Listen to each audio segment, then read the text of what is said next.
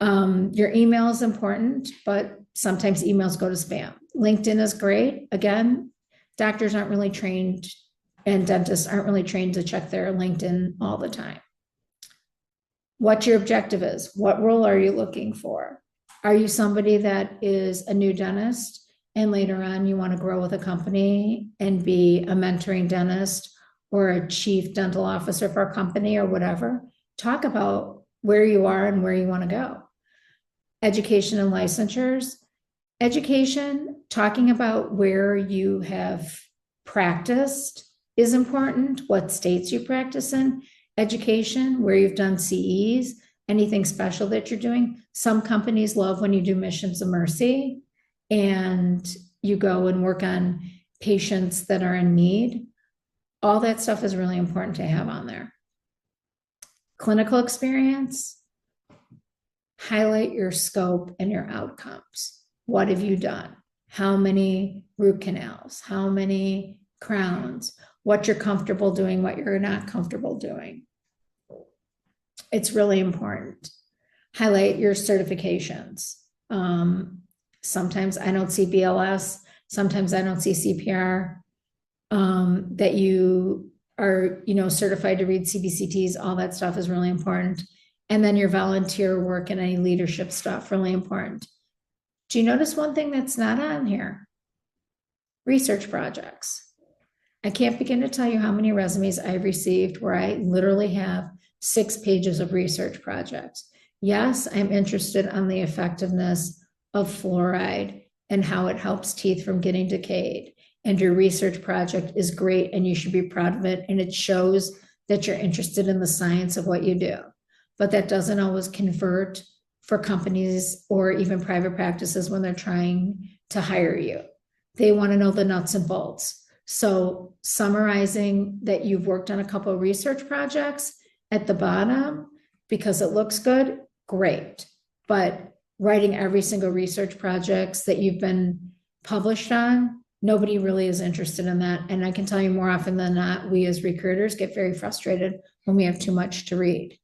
Remember, they're looking at your resume for 7 seconds. Showcasing clinical experience. So how many root canals you've done, how many you've done under supervision, really important. That you've done stuff in pediatrics, that you've done stuff for cosmetics, that you can do oral surgery, endo, ortho, sleep medicine, any of those things, really important.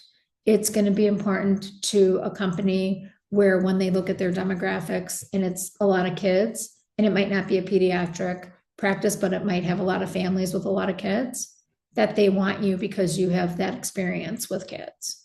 It's going to be helpful and it will highlight you in front of other people that are looking for the same job. Emphasize that you're a professional. That comes through in how you write things and how you say things, and that, you're there to do the job. A lot of times dentists become very friendly with the staff, as you should, because you're working with these people a third of your life, but you got to keep it professional. You've got to talk to people professional. You have to have that professional stance. It's really important. Using action words and metrics where possible is super important. How many you did, how long it took, how long you've done different things. People look at that. It's one of the 7-second things that we actually look at. How long did you stay somewhere? How long did you do something? Very important stuff. Okay, these are 3 examples of resumes. And it's a bad, better, best. And what you're looking at is I'm not really going to talk about the bad, but I'm going to talk about the best because I think it's going to give you a really good idea. You've got your information at the top. I'm looking for that. What am I calling you and who am I calling? Then you've got your education and your experience and your licenses and all those things right there. So I can take a peek at who am I talking to? Where are you licensed? What am I dealing with? Do I have someone who's licensed in multiple states? Okay, he's going in my California pile. He's going in my Nevada pile. He's going in my, California and Nevada. We'll take a job in either place because we're already licensed there.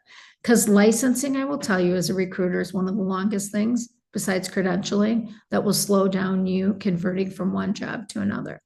And then putting in there your clinical experience, what you've done, how many you've done, volunteer experience, your skills and your certifications. Keep it as brief as possible, as clean as possible, and as easy to navigate this piece of paper so that it is, for me, I can scan it. I'm done with it. I put it in my, I want to hire this person pile. I send you a text and we're on our way, because that best thing all the way to the right is the best thing for you. It's going to get you hired fastest. Now, it doesn't hurt. This resume looks very simple. It doesn't hurt if you're a little artistic and you want to do the same format with a different font, great. If you want to have, different lines to separate things, great, but keep it in this general format. This is really what we're looking for when we look for a resume. So digital tools that can help. We have an AI builder at medisjobs.com. It will take what you have and it will run your resume through and build it so that it's a little bit better and a little more syncing in what we're looking for best. While you're doing your resume, have your LinkedIn profile open up so that everything looks the same. LinkedIn and your resume should mirror each other. Make sure that you check your grammar. Several times when I'm running through resumes, it's not that I know that the person isn't intellectually bright, it's that they're careless. And if you're careless on your resume, what's going to happen when you're drilling my tooth? Make sure that you take the time, have somebody proofread it for you. If you have nobody to proofread for you, email it to me, email it to Medis. We will look at it for you. We will give you tips and tricks on how we can help you with your resume so that it's better, it's seen, and you get that dream job that you always wanted. Professional templates for dental, those are on Medis too. And then you can talk to one of us. But our company literally is trying to help you get a job. So it's LinkedIn and Indeed if they had a baby with some social. Q&As are next. So tell me what you guys are thinking about, what you're struggling with. We're going to do a lot of webinars. The next one's going to be about interviewing. And the last one's going to be about, how do you accept the job? How do you negotiate? All those things. We really encourage you to put your resume on our site. We have lots of people getting ready to sign up with us on the employer side because it's a new school year to start looking for dentists to fill positions. So we'd love to hear from you and we'd love to see your resumes, and please share this with your colleagues. It's not. I can't get my chat going. It doesn't want me. Oh, here's the chat.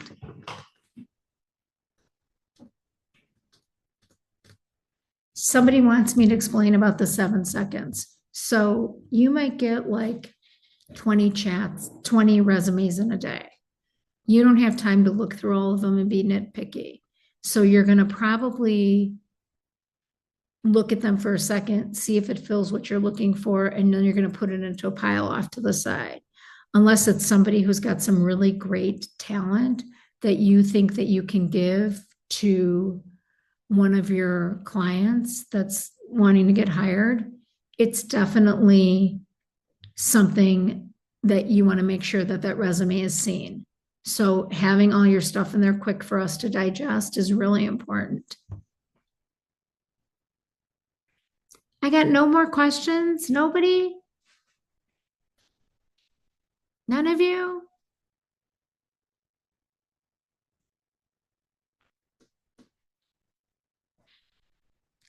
How do you explain your career goals to an employer? This is a wonderful question.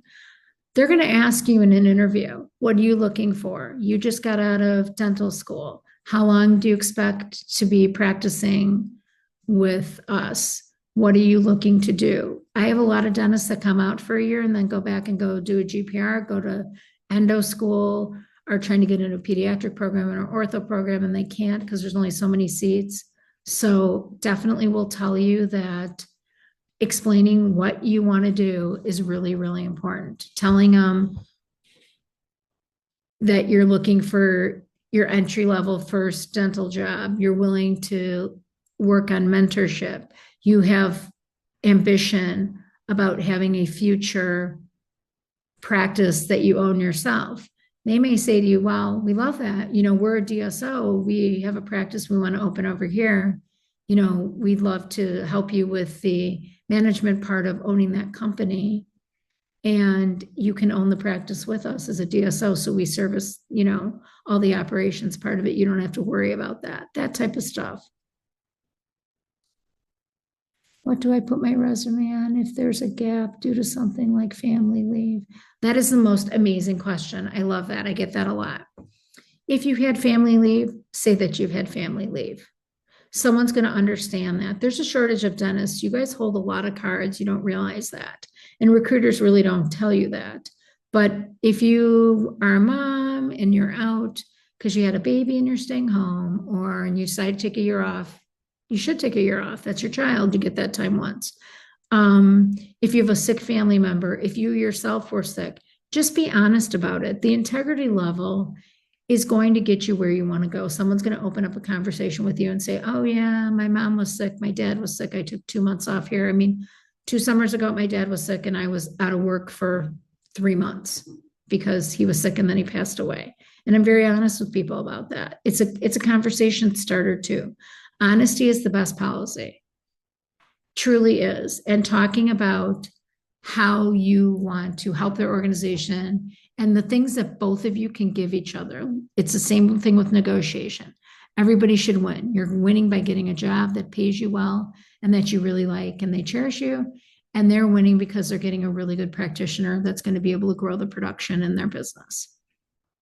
Anyone else? No more questions? I love the questions. Anyone? I have a question that I'd like to tell you guys about. So, what if you wanted to do a residency and you took a year off and started working first? What do you tell them then? How are you going to express that? Oh, here. Wait, there was another question. Colleen had a question. Who had a question? Colleen.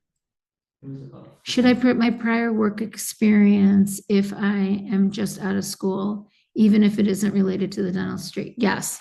If you've worked as an assistant in a very fast-paced office, you want to put that. You've worked as an assistant in a fast-paced office. It means that when you're sitting on the other side as a dentist, you understand your assistants and you're going to treat them a little different. And one thing that practices don't want to do is they don't want to have turnover with their dental assistants either. You know how hard it is in dental school to find somebody that you really like and you gel with as you're doing your dentistry. You want to keep those people. So talking about the fact that you've worked in a dental office before is a leg up on a lot of the competition, believe it or not. Should I be listing my references on your resume? I don't think you need to list your references on your resume. I think you can put something on the bottom of your resume that says references on request.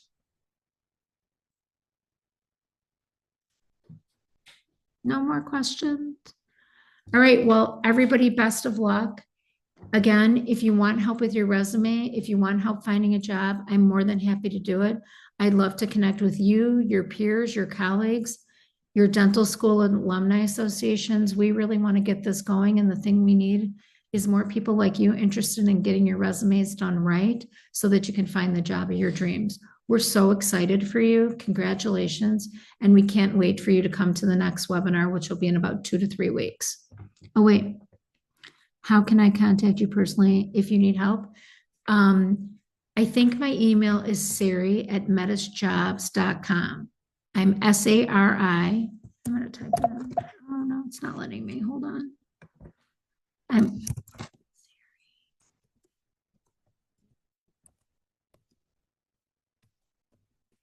And you can contact me anytime. I will return your email. I will set up a time to talk to you, no matter what you want. Please share the recording slides after the session through our emails. We will do that, and it'll also be on the website. Thank you guys so much. We're so excited. Have an amazing day. And it's going to take a lot, but we're going to get you the right job at the right time.